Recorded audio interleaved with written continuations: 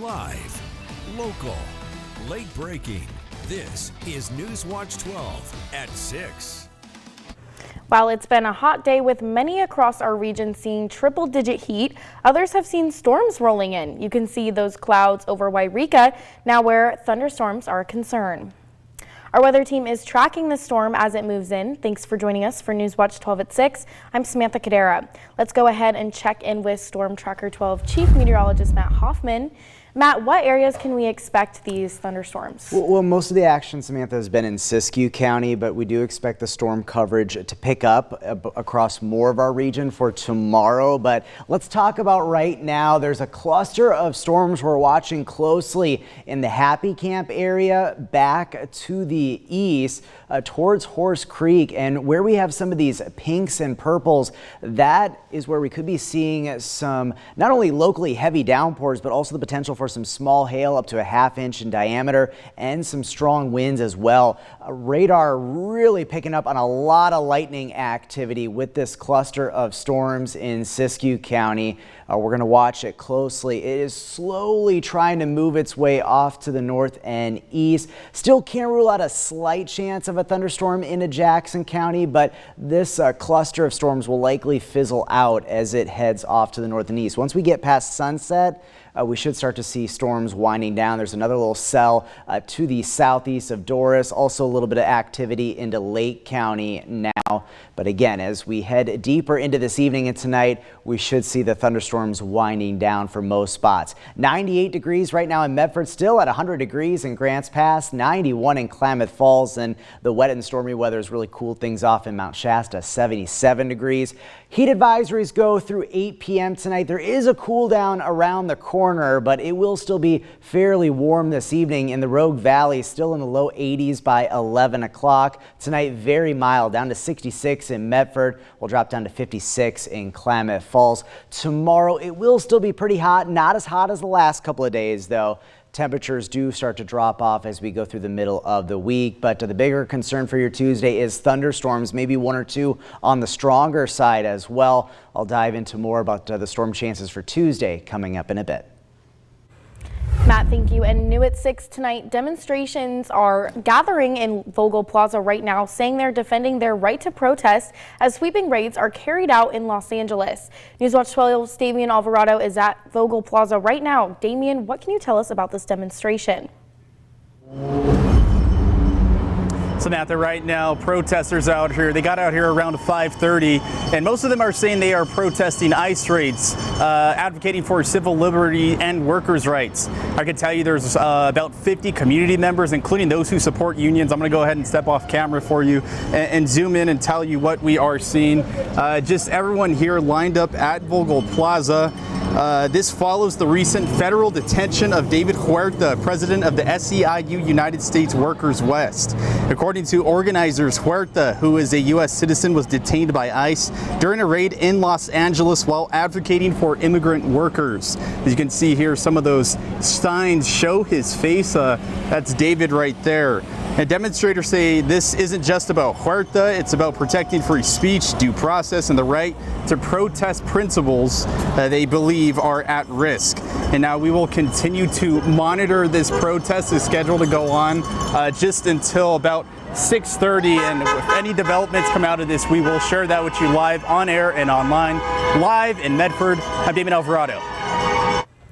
All right, Damian, thank you. The man accused of murdering a Phoenix woman appeared in court today for his arraignment. Judge Moser appointed legal counsel for William Irving Hastings, 60 of Eagle Point, and entered a temporary not guilty plea until Hastings can consult with his attorney. Hastings was arrested Friday morning during a traffic stop near Medford following the death of Julie Renee Hastings, 60 of Phoenix.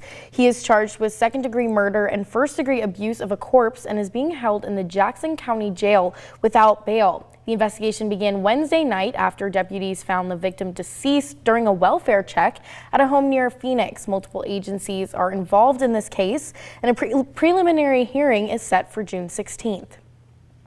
And Medford police are searching for suspects as a part of a homicide investigation after a man was found dead in the parking lot of a local elementary school. Police were called to Wilson Elementary around 6:30 yesterday morning and confirmed the scene was being investigated as a homicide.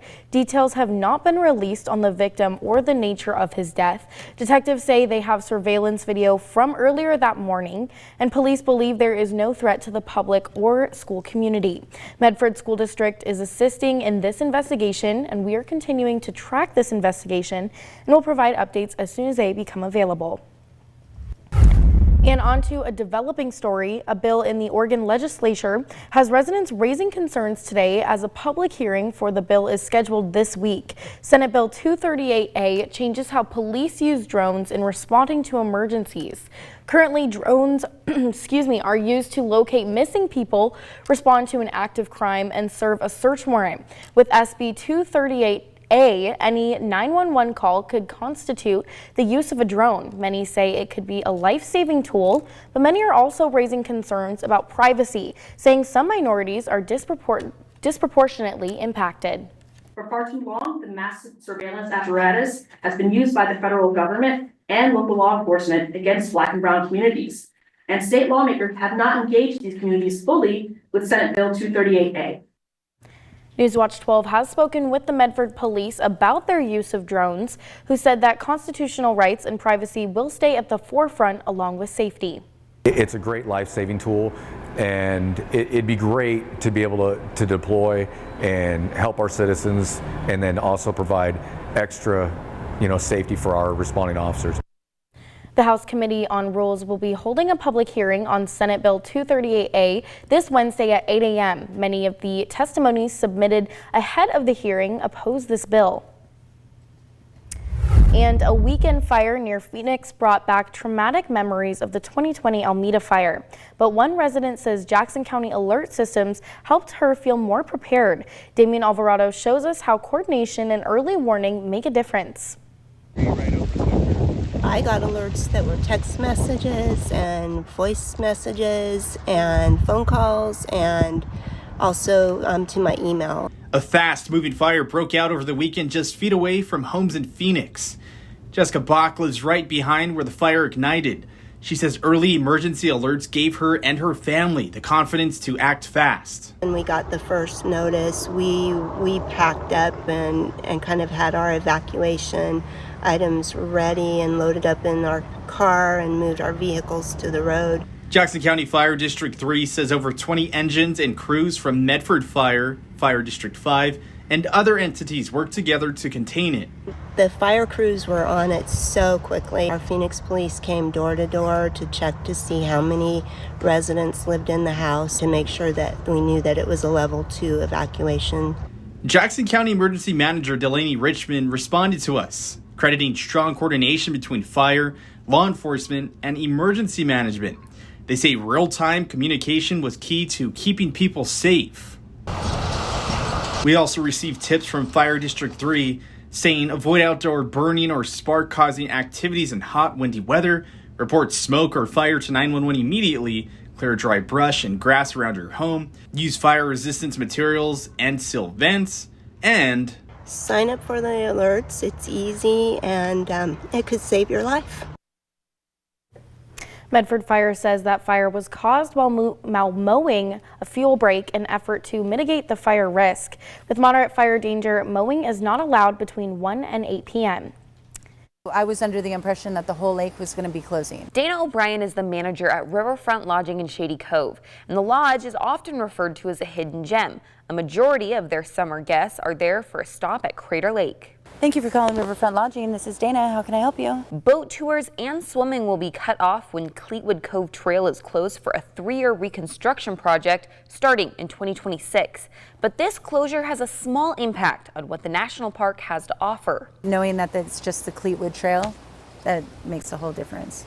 O'Brien has worked to make sure that her guests not only have a great stay, but also many places to see and visit. Right in this location, there are hot springs, caverns, got Crater Lake. I mean, you've got Tuketi Falls. You've got all these different natural wonders. While tourism is expected to be down nationally, many people are still visiting from across the Pacific Northwest and are very excited to visit the world-famous Crater Lake National Park. You can see pictures of a lot of things in life, but to really see it and feel it is another whole story. I didn't know what to expect, but this has been more than I could have imagined. Yeah. Oh, it's incredible. Absolutely incredible. Never seen anything like it. With so many things to see in Southern Oregon, tourists make sure Crater Lake is just one of the stops on their bucket list. We took one of those rogue jet boat rides. We did that, and then we came up here to Crater Lake. Since we're here, I really wanted to see it. So. We all wanted to see it. Not only was Crater Lake a popular destination, but so were the redwoods and rafting on the Rogue River. People who don't understand really need to come out here and see for themselves and educate themselves on what is around, because they're missing out if they don't. From Crater Lake, I'm Brinkley Hill.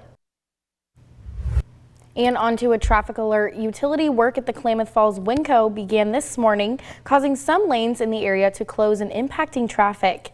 Shasta Way between Avalon Street and Fred Meyer will occasionally be shut down to only one lane of traffic.